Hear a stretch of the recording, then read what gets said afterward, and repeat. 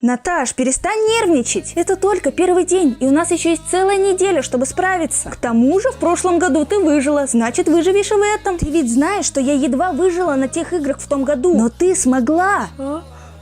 Нет? Спасибо, ты спасла меня.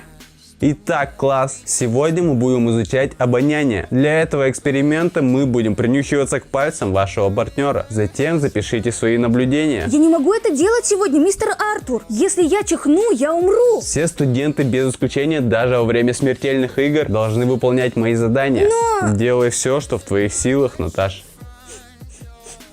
Фу, дурно пахнет. Ты что фыркаешь от моих пальцев? Клянусь, это то, что мне сказали делать. Это просто эфирные масла, ты чудачка. О, моя вина. Лаванда, определенно. Да, точно.